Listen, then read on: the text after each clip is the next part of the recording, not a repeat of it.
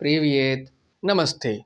रूसी भाषा को जानने की एक और वीडियो में आपका स्वागत है। आज हम कुछ पढ़ेंगे नहीं, आज हम फिर से एक बार दोबारा चीज़ों का रिवीजन करेंगे। और अगर आप देखें तो अब तक हमने काफ़ी कुछ पढ़ लिया है रूसी भाषा में। हमने किसी से बातचीत करना सीख लिया है, नाम पूछना सीख लिया है, कहाँ से आए हो, वर्तमान काल, भविष्य काल, दिशाओं के बारे में, क्या आप रूसी भाषा बोलते हैं कि नहीं, और बहुत सारी क्रियाएं हमने अभी तक देखी है। और जो चीज़ हमने नहीं देखी है वो भविष्य में कभी ना कभी आएगी। और जब पूरा हम काफ़ी कुछ देख लेंगे तो फिर हम जो है थीम बेस्ड देखेंगे। एयरपोर्ट पर, दुकान पर कैसे ख़रीदारी करते हैं, कपड़े कैसे खरीदते हैं, और अगर होटल बुक करना वो कैसे करेंगे, फ़ोन कॉल कैसे करेंगे, वो हम सब कुछ देखेंगे भविष्य में, जब एक ग्रामर का एक अच्छा लेवल आ जाएगा तो। और वो जल्दी ही आएगा। इस एपिसोड में हम क्या करने वाले हैं, इस एपिसोड में हम जो लर्न रशियन वेबसाइट है उसको एक बार दोबारा देखेंगे, जो चैप्टर्स हमने देखे हैं। और मैंने कई बार आपको कहा था कि इस चीज़ को छोड़ दीजिए, हम फ्यूचर में देखेंगे। तो जो चीज़ बच गई है उसको देखेंगे। और जो कुछ सवाल आपने मेरे से पूछे थे इसके बारे में मैं जवाब देने की कोशिश करूँगा। तो एक तरह से ये रिवीजन हो जाएगा, प्रैक्टिस वाला पार्ट। इसमें कुछ पढ़ाई नहीं है, सिर्फ जो हमने प्रैक्टिस की है उसी कॉन्सेप्ट हम दोबारा देख रहे हैं। तो आइए चलते हैं।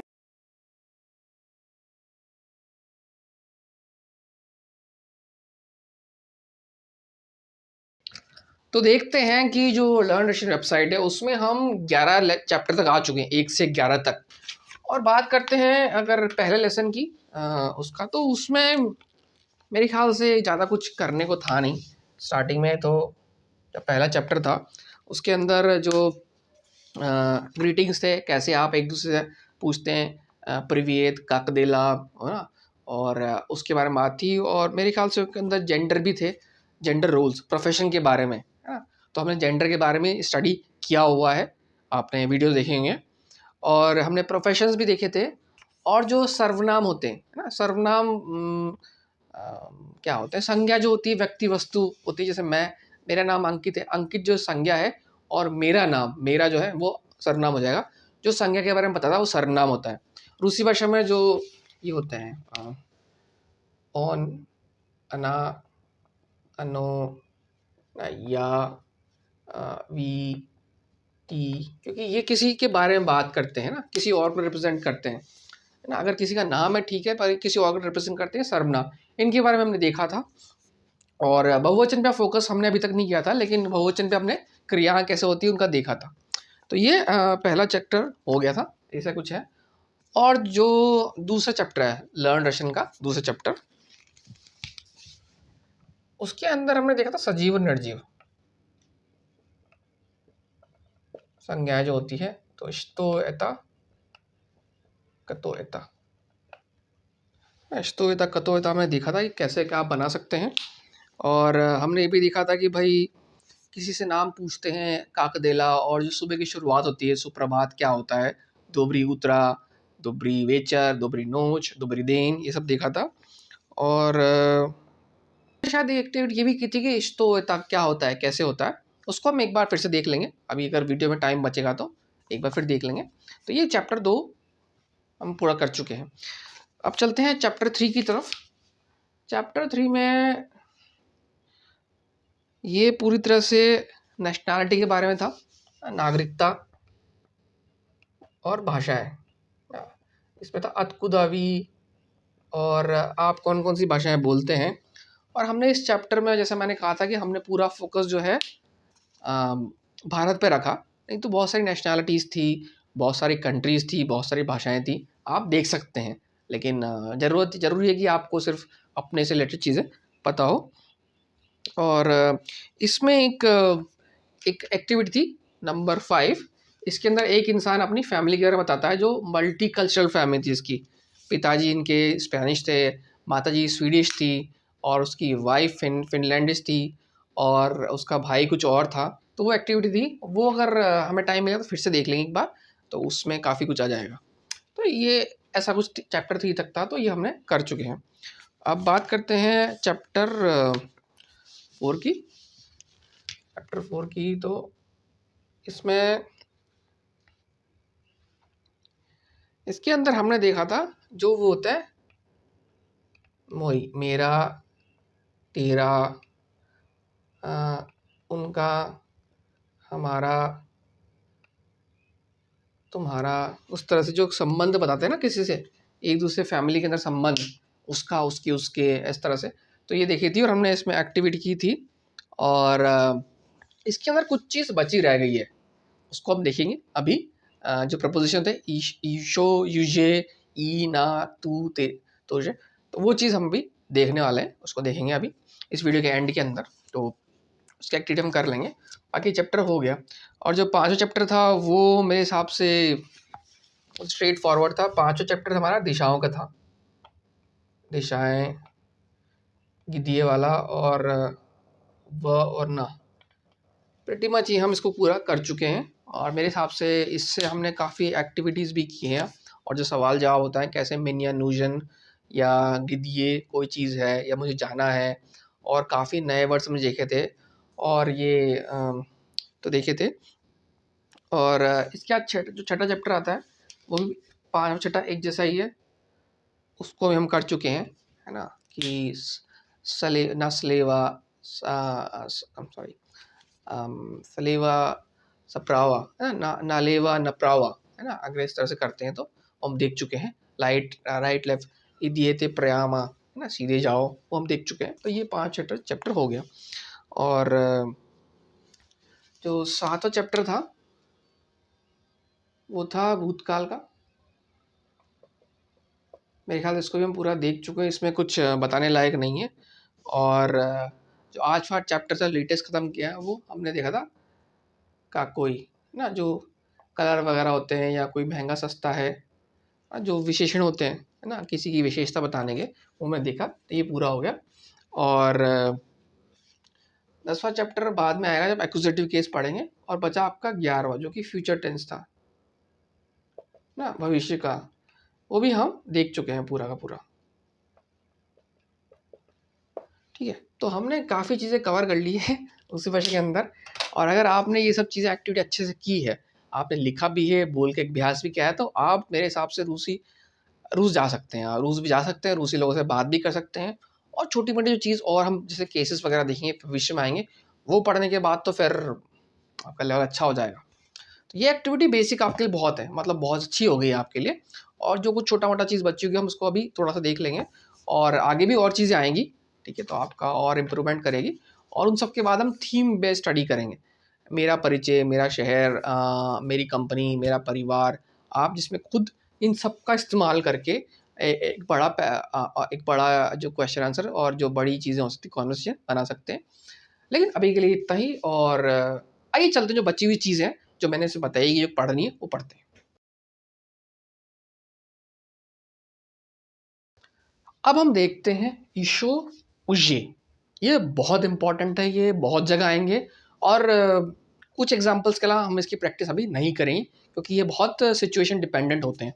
ठीक है, पूरा पैराग्राफ पढ़े बगैर आप इसके बारे में कुछ कह नहीं सकते। तो ये एक तरह से एक दूसरे के अपोजिट होते हैं। ठीक है, और ये एक दूसरे के अपोजिट होते हैं। और इशो का मतलब क्या होता है?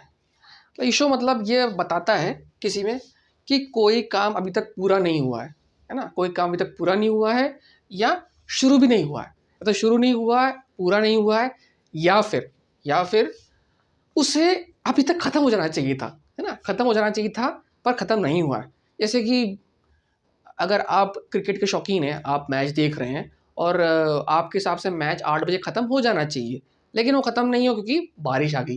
ठीक है, तो उस केस में इसका इस्तेमाल हो सकता है। ठीक, तो इसके एक एग्जांपल, 2-3 एग्जांपल्स देखते हैं। जैसे कि ऑन राबोतायत, ये एक सवाल है, क्या वो काम करता है ना, क्या वो काम करता है, एक सवाल है।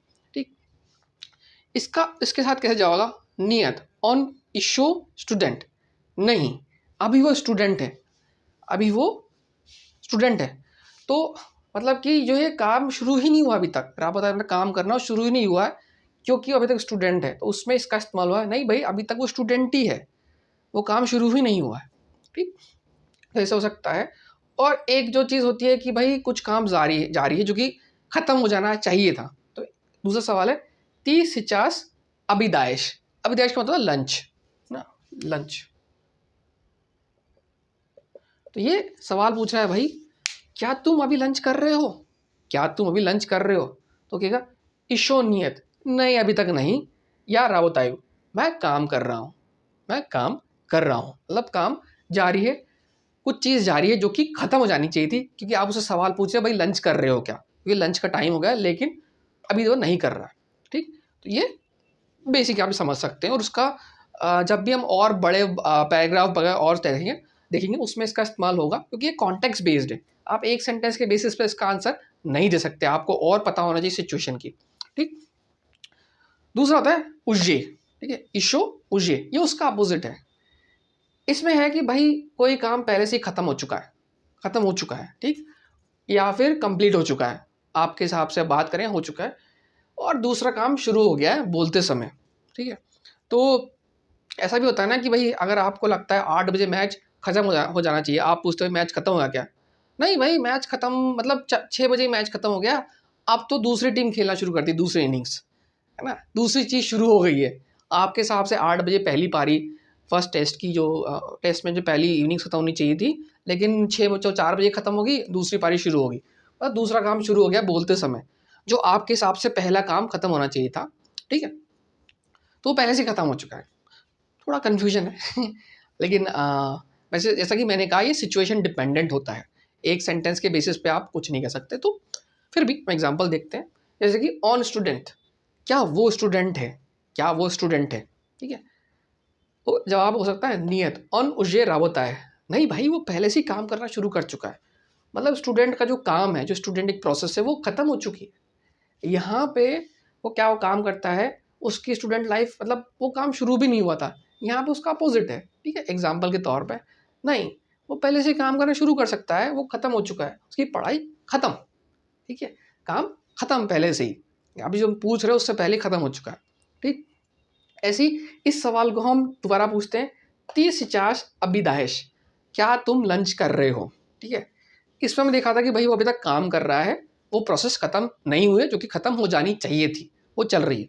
यहाँ पे क्या है, नियत या उजे राबोतायु, नहीं मैं मैं पहले से ही काम कर रहा हूँ, है ना। अब यहाँ क्या हो रहा है, अब यहाँ हो रहा है कि भाई लंच खत्म हो चुका है। यहाँ पे तो लंच जो है खत्म नहीं, लंच वो इंसान कर नहीं रहा था, लंच के टाइम पे काम चल रहा था। यहाँ पे क्या है कि लंच खत्म हो गई, दूसरी चीज़ शुरू हो गई है, वो दोबारा काम करने लग गया है, मतलब वो काम खत्म हो चुका है आपके पूछने तक।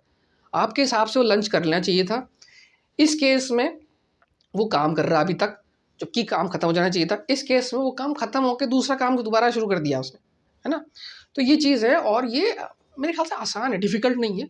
और इसकी हम प्रैक्टिस नहीं करेंगे अभी, इसकी प्रैक्टिस आप मैं आपको लिंक दे दूँगा, आप उसमें देख सकते हैं। जो लेसन 4 है उसके अंदर सब कुछ है, लेकिन ये पूरा कॉन्टेक्स्ट बेस्ड है।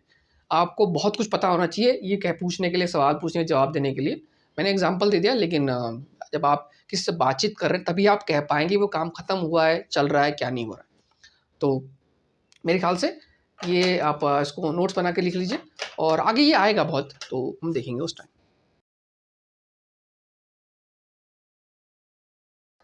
तो ये देखिए यहाँ पे जो है मैंने 4 चीज़ें लिखी हैं आपके लिए, और इनको कॉन्जुगेशन या संयोजक बोलते हैं। संयोजक हिंदी भाषा में ये 2 वाक्य को जोड़ते हैं। तो सबसे पहला है ई, ना, ई का मतलब होता है और जैसे हम बताना और, तो इसका एग्जांपल सिंपल सा, एता मामा ई पापा, ये पापा और मम्मी है ना, ये भाई और बहन। जो और होता है जैसे हिंदी में हम बोलते हैं, उसका रूसी भाषा होता है ई।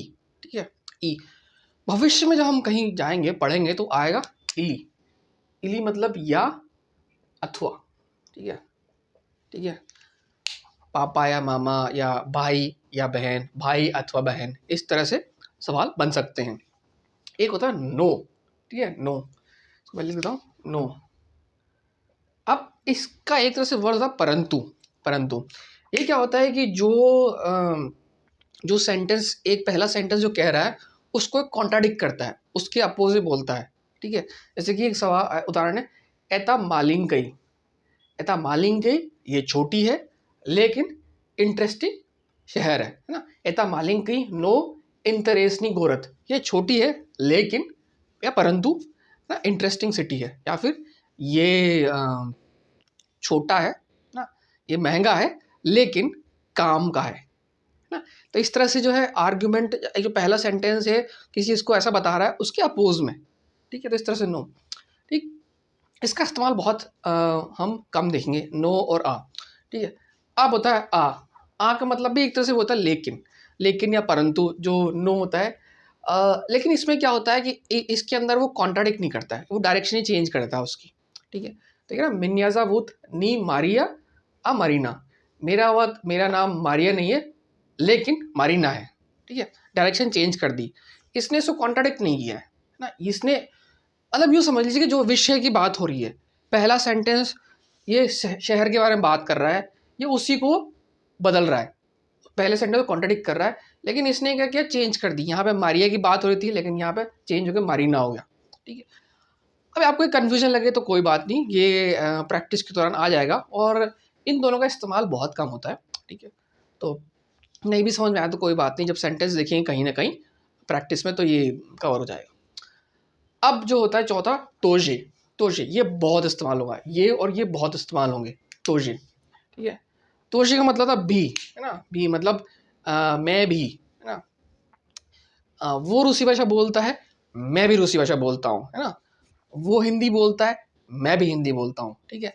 या वो बोलता है, वो भी बोलती है, ठीक है, इस तरह से। तो यहाँ पे एग्जाम्पल है, मोई पापा प्रोग्रामिस्ट, मेरे पिताजी प्रोग्रामिस्ट है, या तोजे प्रोग्रामिस्ट, मैं भी प्रोग्रामिस्ट हूँ, ठीक है। इस तरह से ये भी बताने के लिए होता है। तो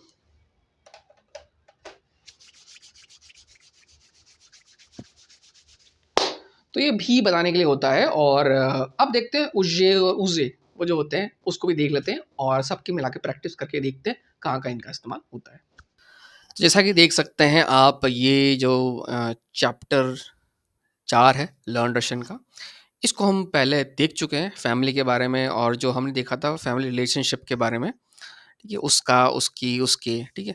ये एक बहुत ही डिफ़िकल्ट एक्टिविटी उसकी, इसको हमने नहीं देखा था, और अब इसको इसको हम अभी नहीं देखेंगे।